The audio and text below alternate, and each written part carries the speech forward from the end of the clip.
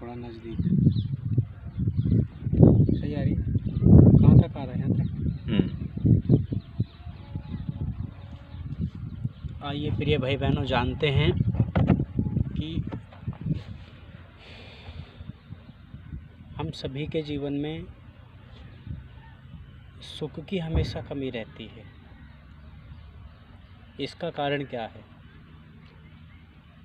हमारे शास्त्रों का मानना है कि सुख की कमी हमें इसलिए रहती है क्योंकि जो स्थिर सुख है, हमेशा रहने वाला सुख है, हम उसकी तलाश में नहीं रहते।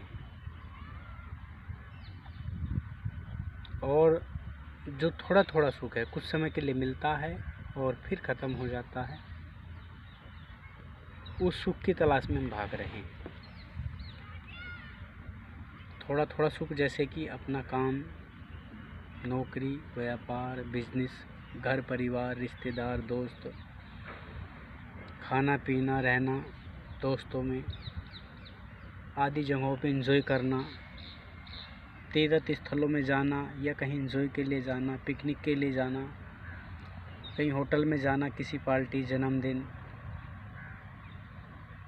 शादी की सालगिरह, ऐसे बहुत सारे फंक्शन हैं जिनमें हमें समय समय पर सुख मिलता है।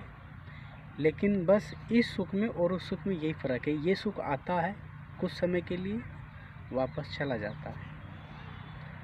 और जो हमेशा वाला सुख है तो वो हमारे अंदर है, बाहर नहीं है।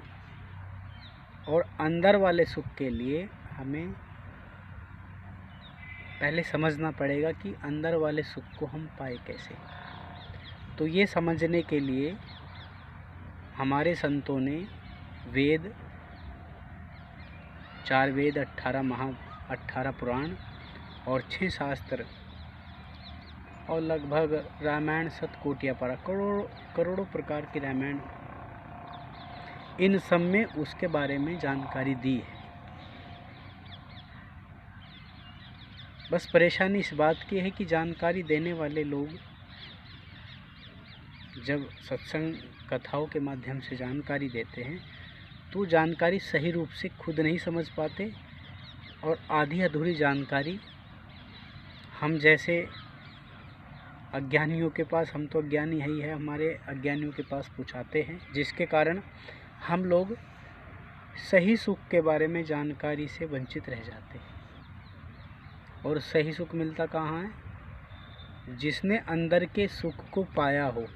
अगर आप उनकी लिखी किताब, उनके लिखे के अनुसार वेद या शास्त्र सही रूप से उसका अध्ययन करते, पढ़ते हैं और फिर उसके बारे में संतों का सत्संग सुनते हैं, सत्संग के साथ साथ आप थोड़ा सेवा, इंसानियत की सेवा, जैसे कोई पड़ोसी है, दोस्त है, मित्र है, किसी प्रकार के दुख में है, तो अपना हर कार्य छोड़कर उसके दुख में आपको शामिल होना चाहिए। अपने बड़ों का सम्मान भी इसका एक अंग है।